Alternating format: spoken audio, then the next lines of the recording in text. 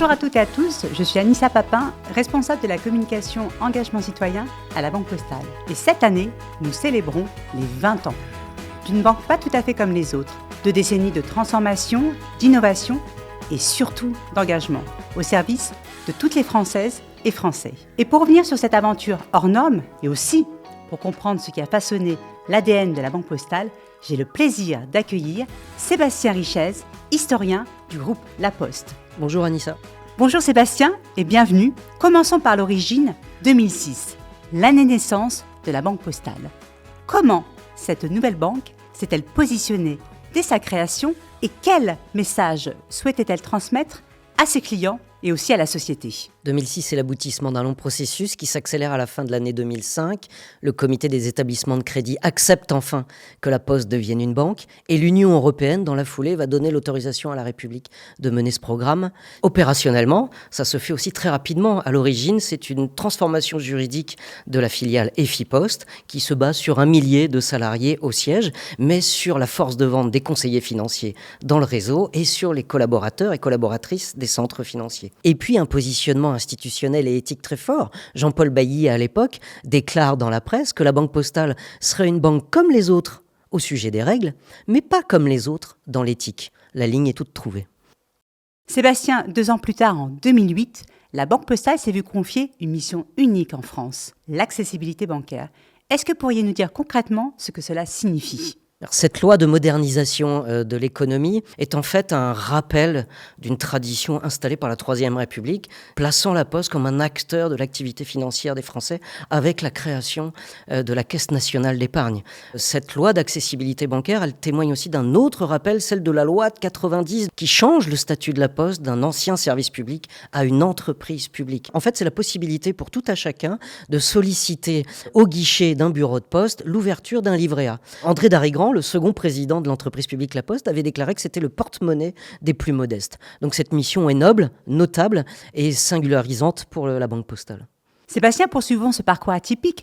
En 2009, la Banque Postale franchit une nouvelle étape dans son développement et elle élargit son offre. Quels sont les nouveaux produits qui viennent compléter son portefeuille? L'intégralité des actions que les banques peuvent avoir, le microcrédit, le crédit à la consommation. Imaginez la révolution dans les esprits, puisque la Poste avait toujours été empêchée, même si elle n'était pas tout à fait une banque. Elle en avait beaucoup de qualités, mais elle lui manquait cet atout majeur, le microcrédit, l'activité auprès des entreprises. Et donc, elle acquiert tous les outils d'une banque comme les autres pour entrer en concurrence avec celle-ci. Il faut le rappeler, ce ne sont pas les banques qui sont venues sur le terrain concurrentiel, c'est la Poste qui est venue, par sa Banque Postale, concurrencer les banques. Donc ça explique pourquoi, pendant près d'un siècle et demi, celles-ci ont eu peur de cette transformation en Banque Postale.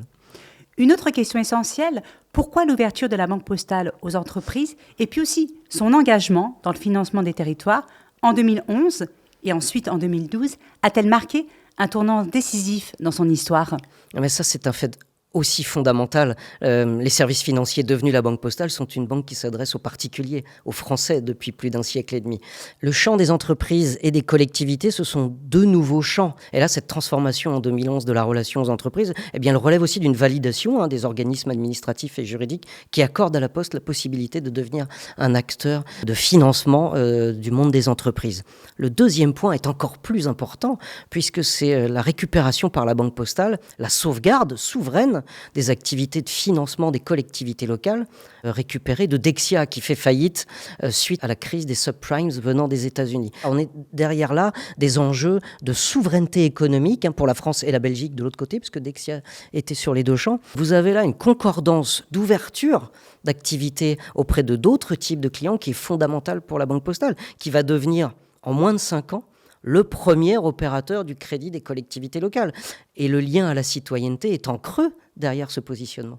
Sébastien, si vous le permettez, je vais revenir sur une année qui a compté, 2022.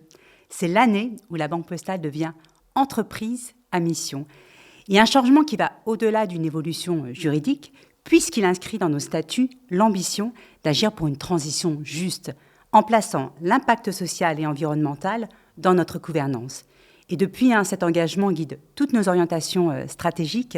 Et je peux le dire, c'est un sujet qui me tient particulièrement à cœur, puisque j'ai la chance de siéger au comité de mission de la Banque Postale. Sébastien, avant d'aborder notre dernière question, j'aimerais revenir sur un autre moment fort, 2023. Avec le rapprochement des activités assurantielles, le grand pôle public financier prend réellement forme. En quoi ce moment est une avancée majeure pour la Banque Postale? C'est aussi, parmi les 2-3 dates de ces 20 dernières années, un phénomène majeur et encore lié à la République. Figurez-vous que Napoléon, dans son esprit, imaginait déjà un grand pôle financier public. C'est ça l'aboutissement de l'opération dite mandarine, pilotée au début des années 2020. Mettons-nous dans le contexte de l'époque. La Poste, la maison mère, est menacée. Le courrier est déjà en recul. Et les deux piliers imaginés pour sauver la Poste, c'est la transformation des services financiers en banque postale et la récupération de la CNP, et Géopost pour le colis, pour la conquête mondiale. Donc vous avez là les 2-3 piliers qui amènent au sauvetage général de l'ensemble du groupe La Poste.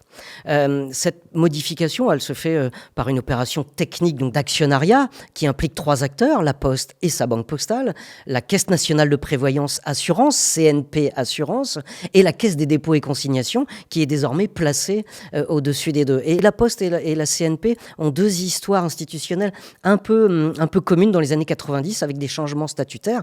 La CNP étant le produit de la mobilisation associative et sociale de gestion des caisses d'assurance par corps de métier, pour faire simple. La CNP, la Banque Postale vont créer une filiale commune qui va être le socle en 2023 du développement des produits assurantiels communs aux 2 entreprises. Donc vous avez là la naissance d'un géant bancaire et assurantiel qui répond aussi à une vision du politique tout à fait passionnant à étudier sur le temps long. Une dernière question pour se projeter après 20 ans d'histoire. Comment voyez-vous la Banque Postale dans la prochaine décennie et quels seront ses défis et ses opportunités à saisir? Mais je crois qu'il faut croiser à la fois les enseignements de l'histoire, c'est-à-dire la vision de l'État, comment l'État voit la Poste et son utilité pour notre souveraineté, et les signaux faibles de la société, que sont le vieillissement de la population, le changement climatique, les collectivités locales en difficulté financière, en difficulté pour trouver un assureur particulier. Et on voit que si on croise les 2 trajectoires, on peut imaginer un destin en termes de place publique dans la souveraineté nationale pour la Banque Postale et la CNP, qui serait autour peut-être d'un rapprochement avec les collectivités, un rapprochement assurantiel ou de financement encore plus fort, et peut-être auprès des particuliers, dans cette dimension du vieillissement de la population, peut-être une nouvelle mission de service public à l'échelle du groupe transversal, autour de la dépendance notamment, qui sont à mon sens des enjeux qui pourraient survenir à l'horizon de la mi-21e siècle. Merci Sébastien pour cet éclairage aussi clair que passionnant. 20 ans déjà, et une histoire qui continue de s'écrire, c'est une belle promesse qui sonne presque comme un slogan, je trouve, et qui résume parfaitement l'élan de cette interview. Merci à toutes et à tous de nous avoir suivis.